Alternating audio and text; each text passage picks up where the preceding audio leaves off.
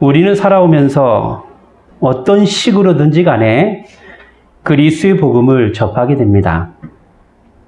아주 어렸을 적에 엄마 아빠 손을 잡고 교회 다니면서 복음을 접하기도 하고, 질풍노도 같은 청소년 시절에 친구들과 함께 갔던 교회에서 복음을 듣기도 하고, 나중에 커서 어른이 되었을 때 큰 사건 사고로 인하여 복음을 접하기도 합니다. 가족을 통해서든 또 친구를 통해서든 아니면 자신에게 닥친 어려움 때문이든 사람이 복음을 접할 때 나타나는 반응이 있다는 것입니다. 그리고 그 반응으로 인하여 복음을 받아들이기도 하고 또 배척하기도 합니다.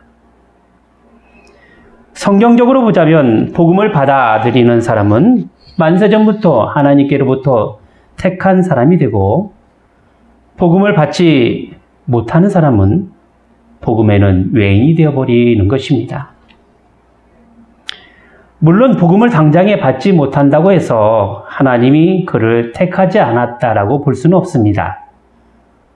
어떤 사람은 아주 쉽게 교회에 들어와서 하나님의 말씀을 은혜로 잘 받고 누리는 사람도 있지만, 오랜 기간에 걸쳐서 하나님의 말씀의 은혜를 누리지 못하다가 결국 복음을 받아들이는 사람도 있습니다. 그래서 복음을 전하는 사람에게는 때를 얻든지 못 얻든지 항상 복음을 전하는 일에 힘써야 할 것이고, 복음을 듣는 사람은 지금이 은혜를 받을 만한 때고 구원의 날임을 늘 인식하며 살아가야 할 것입니다. 복음을 전하는 사람에게는 다른 이상한 복음이 되지 않도록 바르게 선포되어야 하며, 듣는 사람에게는 그 말씀이 자신에게 주어진 하나님의 말씀이라는 분명한 반응이 있어야 합니다. 그렇지 않으면 복음이 생명의 말씀으로 나타나기가 어렵게 됩니다. 오늘 말씀의 배경을 좀 살펴보도록 하겠습니다.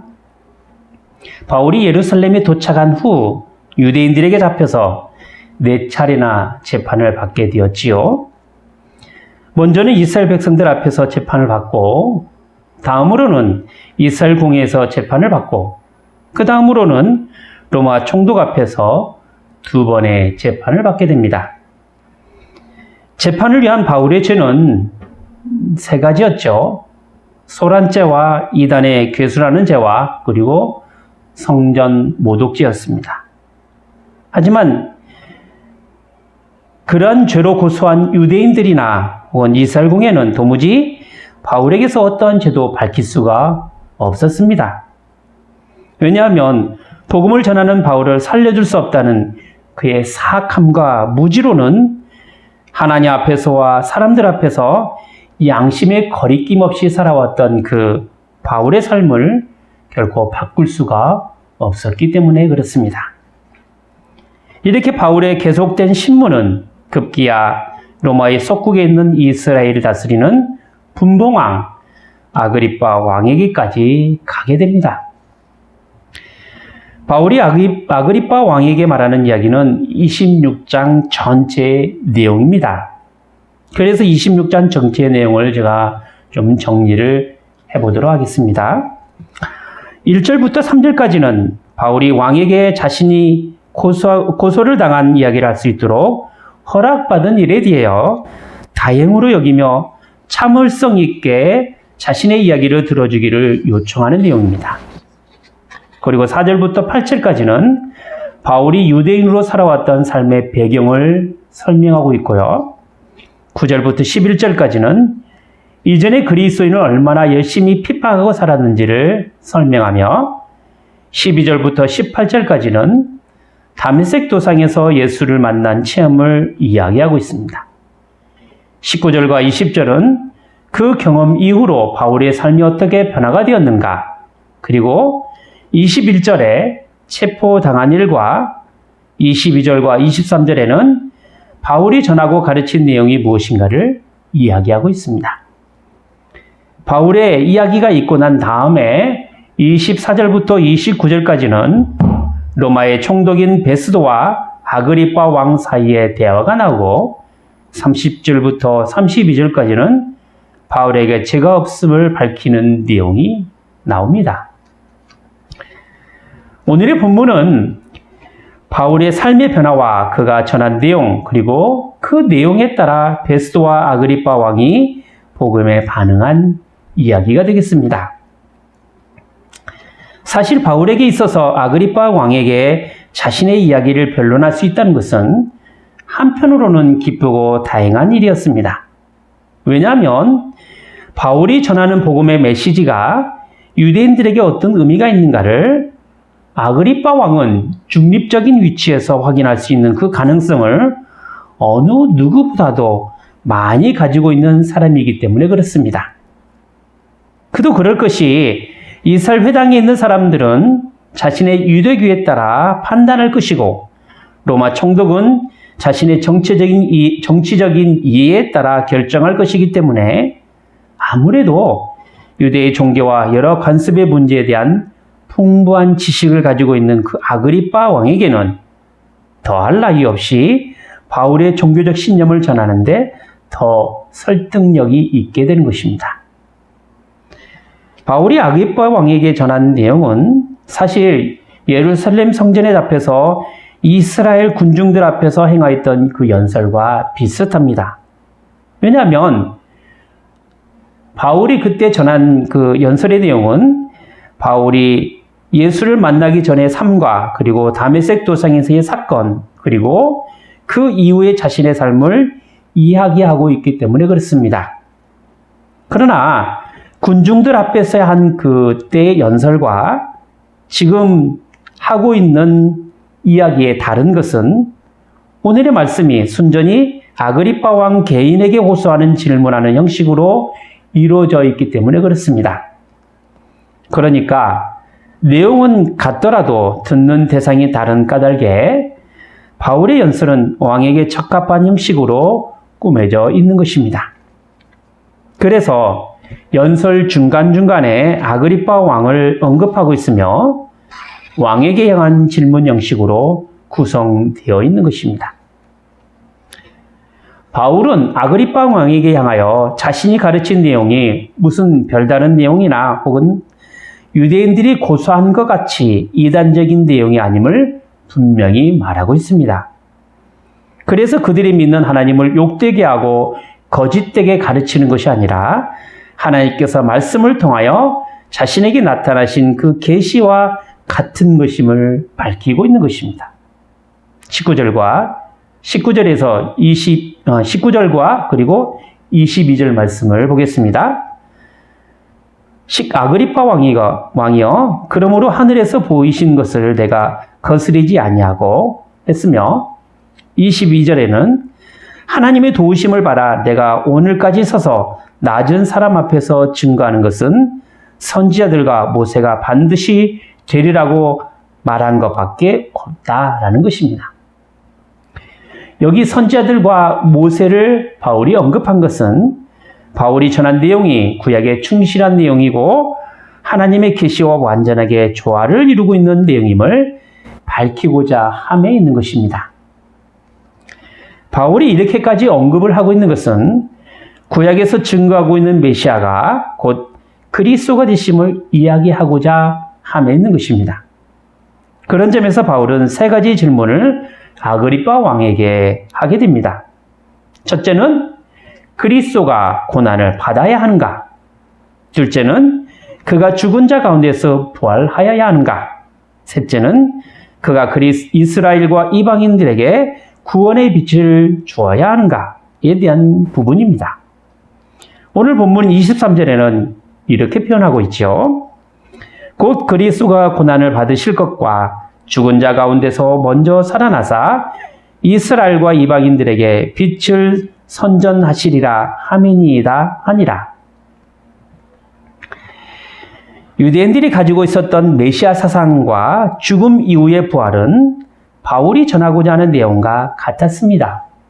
아니, 오히려 바울은 유대인들이 가지고 있었던 이 메시아 사상과 죽음 이후의 부활을 예수 그리스도와 관련하여 적절하게 더 풍성하게 복음의 메시지로 나타내 보였던 것입니다. 비록 바울이 아그리빠 왕에게 향한 질문 형식으로 한 것이지만 반드시 그렇게 되리라는 확신 가운데 한 질문이었기 때문에 구약에 나타난 모든 증거의 실체가 이제 예수 그리스도를 통하여 온전하여짐을 그리스도의 고난과 죽으심과 부활 그리고 이스라엘과 이방인을 향한 구원의 빛이 되심으로 설명하게 된 것입니다.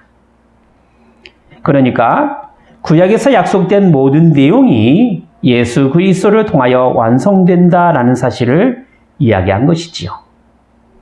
이것은 자신이 전하는 내용이 유대인들이 반대할 만한 내용도 아니고 그것 때문에 자신을 고소할 만한 성격이 아님을 유대인의 문화와 사회를 잘 알고 있는 왕에게 설명하면서 이해를 구한 것입니다.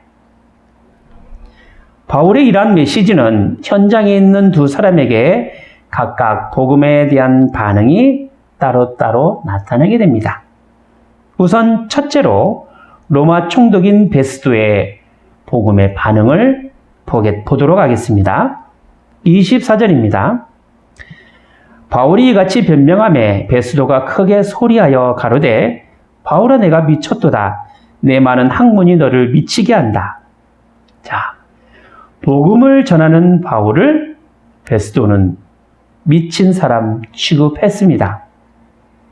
복음이 전파될 때 세상의 학문이나 논리에 따라 살아가는 사람에게는 복음은 미련한 것이 되고 교회에 다니는 사람을 미친 사람 취급하게 합니다.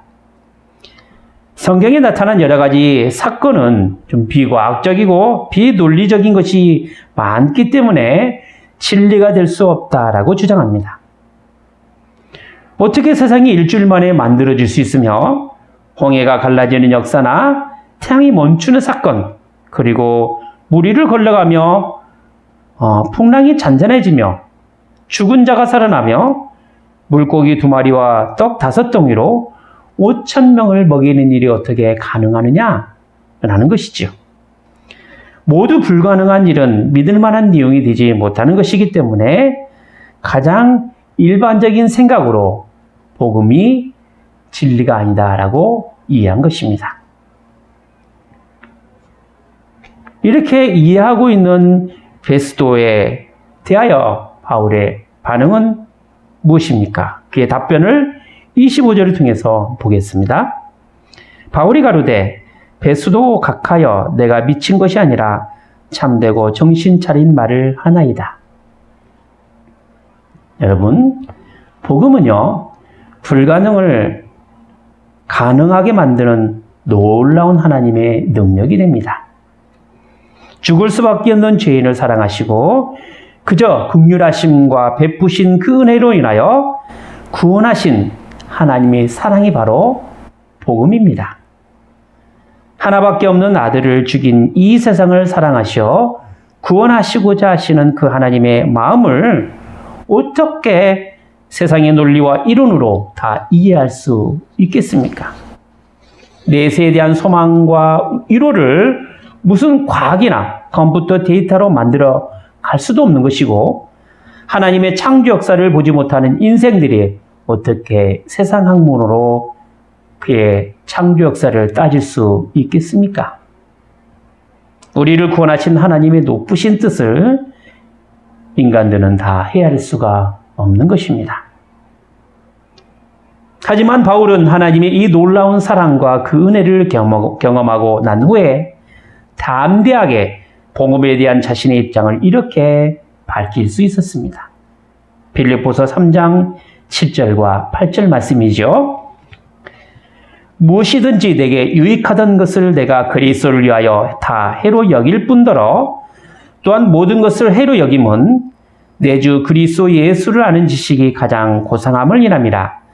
내가 그를 위하여 모든 것을 잃어버리고 배설물로 여김은 그리스도를 얻고 그 안에서 발견대로 함이니라고 했습니다.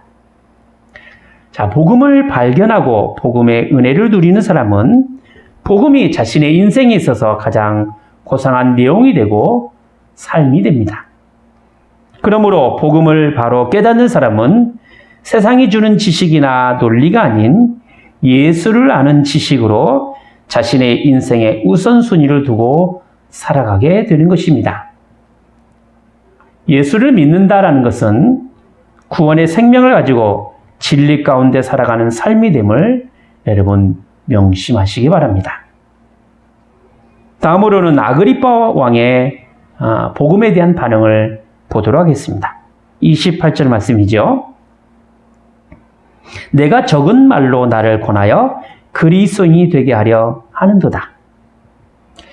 자, 아그리파 왕은 초대교회를 핍박하며 예수의 제자인 야고보를 칼로 죽이고 베드로를 옥에 잡아 가둔 사람으로 유명한 헤롯 왕의 아들입니다. 아그리파 왕은 그러나 아버지와는 좀 다르게 유대인들과 잘 융화하면서 문제를 만들어가지 않고 나라를 잘 다스렸습니다. 그는 로마의 속국인 이스라엘을 다스린 분봉왕으로서 유대의 문화 그리고 종교의 생활권에서 잘 살아가고 있는 사람입니다. 지금으로 말하자면 나라의 지도자로서 신앙생활을 열심히 하면서 기독교적 사상과 문화를 경험하고 살아가는 그런 사람이다라고 말할 수 있는 것이죠. 그런데 그런 아그리빠에게 바울이 질문한 내용은 뭐냐면 선지자를 믿느냐라는 것이죠. 27절 말씀을 보죠. 아그리빠 왕이여 선지자를 믿으시나이까? 믿으시는 줄 아나이다. 자, 선지자를 믿느냐라는 말은 선지자가 예언한 말씀을 믿고 있느냐라는 이야기입니다. 바울은 아그리빠를 향하여 선지자의 예언에 따라 이루어진 그 부인할 수 없는 사실을 질문한 것입니다. 그게 뭐냐? 바로 예수 그리스도를 통하여 나타난 부활의 사건입니다. 예수님의 그 십자가 사건과 부활은 한쪽 구석에서 몰래 이루어진 일도 아니고 쉬쉬하면서 몰래 일어난 일이 아니라 공적으로 확인된 일이요. 이미 이스라엘에 있는 모든 사람들이 다 알고 있는 일입니다. 이것은 십자가 사건이 빌라도의 공식적인 선언을 통하여 형벌로 행하여진 일임을 분명하게 확인할 수 있는 것입니다. 그리고 예수님의 그 십자가와 부활이야말로 선지자 예언의 놀라운 성취가 됩니다. 이는 당시 유대인들이 가지고 있었던 그 메시아 사상과 맞물려 구약에 예언된 그리스도를 소망하고 있는 것과 같습니다. 그렇기 때문에 선지자의 예언을 알고 살아가는 사람은 당연히 그 예언의 성취인 그리스도의 고난과 부활을 알고 있을 것이라고 말하는 것이고 왕을 향하여 이러한 그리스도의 고난과 부활의 사실을 믿느냐라고 말한 것입니다. 그렇지만 아그리빠는 이스라엘을 통치하는 왕이었지만 유대인은 분명 아니었습니다. 몸은 비록 이스라엘에 있다 할지라도 그의 생각이나 정신은 하나님께로 향할 수 없었고 그럴 마음도 없는 사람입니다. 단지 살아있을 동안에 자신의 생활 범위에서 최대한 안정된 삶을 누리는 것을 최우선으로 하는 사람입니다. 여기에는 경건이나 거룩함 그리고 진리 안에서 살아가는 삶에는 관심이 없습니다. 바울을 통하여 들었던 복음은 그리스도의 고난과 부활 그리고 구원의 빛이었습니다. 이전에 로마 총독에게 바울이 전했던 복음에는 의와 절제와 장차 오는 심판이 있었습니다. 아그리빠는 충분히 복음을 받아들일 만한 배경과 그만한 삶의 형편이 분명히 있었습니다. 그는 유대인의 왕으로서 분명한 배경과 형편이 있었지요. 그러나 그러한 배경과 형편 가운데서 믿기를 거부했습니다. 복음의 내용을 적은 말이라는 것으로 표현함으로써 더는 복음을 받아들일 수 없다고 말한 것입니다. 아그리빠의 이러한 태도에 대한 바울의 답변이 무엇이었습니까? 29절을 보시죠. 바울이 가로되 말이 적으나 많으나 당신뿐 아니라 오늘 내 말을 듣는 모든 사람도 다 이렇게 결박한 것 외에는 나와 같이 되기를 하나님께 원하노이다 하니라. 자, 바울의 답변은 자신이 비록 세상의 골래기에 이렇게 결박되었다 하더라도 그리스도인이 되었다라는 그 사실에 대한 당당함과 떳떳함이 있었던 것입니다. 복음이라는 것은 그 내용의 많고 적음을 떠나서 그 말씀에 대한 반응이 하나님께로 향하고 믿음으로 나타나게 되는 것에 있다라는 것이죠. 그래서 바울은 자신을 결박하는 사람뿐만 아니라 동시에 그리스도를 믿지 않는 사람들에게까지 그리스도인이 되도록 하나님께 기도하는 것이라고 말할 수 있었던 것입니다. 세상 골래기 취한 사람은 예수 그리스도를 믿는 믿음을 소유하며 살아가기가 어렵습니다. 그리고 세상의 논리나 학문에 따라 자신의 삶의 기준을 두는 사람도 역시 믿음을 소유하기가 어렵습니다. 마치 오늘 본문의 로마 총독이나 아그리파 왕처럼 말입니다. 그러나 그리스도의 복음을 진리라고 믿고 확신하는 사람에게는 복음의 밝은 빛이 비춰줍니다. 복음 가운데 살아가는 사람은 복음의 핵심인 그리스도의 고난과 부활을 자신의 사실로 채받아 누리는 사람이 되고 믿지 않는 사람들에게 한 복음의 빛을 전하는 사람이 되기도 합니다. 언제나 진리는 우리를 예수 그리스도께로 인도합니다. 그분의 죽으심과 부활에 동참하게 합니다. 자신의 죄가 예수 그리스도의 그 십자가에 함께 죽고 주님께서 부활하신 것처럼 이제는 부활의 새 생명 가운데서 하나님의 의로운 사람으로 살아가게 되는 것입니다. 요한일서 2장 15절과 16절 말씀을 보시지요. 이 세상이나 세상에 있는 것들을 사랑치 말라. 누구든지 세상을 사랑하면 아버지의 사랑이 그 속에 있지 아니하니 이는 세상에 있는 모든 것이 육신의 정욕과 안목의 정욕과 이생의 자랑이니 다 아버지께로 쫓아온 것이 아니요 세상으로 쫓아온 것이라. 우리가 예수 그리스도로 인하여 버려야 할 것이 있다고 한다면 세상에서 쫓아나온 자랑할 만한 것들입니다. 육신적인 것이나 혹은 눈으로 보는 것이나 세상에서 자랑할 만한 것이 많으면 우리의 생활은 자꾸 복잡해져 가고 피곤해져 가게 됩니다. 왜냐하면 자꾸 자신의 주변에 세상의 것들로 쌓아져 가기 때문에 그렇습니다. 여러분, 정리하지 않으면요, 자신의 정욕과 자랑이 자꾸 쌓이게 됩니다. 그러면 내 안에 있어야 할 그리스도의 복음이 자꾸 사라지게 됩니다. 우리는 진리라는 보배를 담은 질그릇입니다.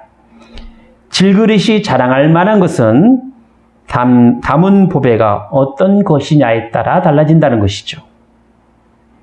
하나님의 영광의 빛을 담은 사람은 언제나 그 담은 영광된 보배로 인하여 당당해지고 고상하게 살아가는 사람이 됩니다. 믿음의 신자는 보배이신 예수 그리스도 안에서 당당해지고 또 고상하게 살아가는 사람입니다. 기도하겠습니다.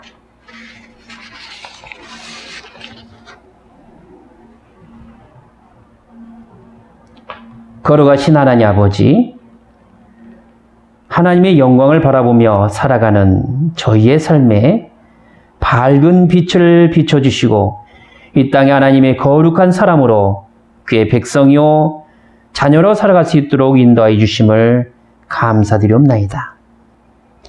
하오나 여전히 저희의 삶이란 세상의 논리나 정욕에 따라 살아가는 삶이 많고 하나님의 풍성한 은혜를 누리는 사람답게 살아가지 못하는 형편에 있사옵나이다.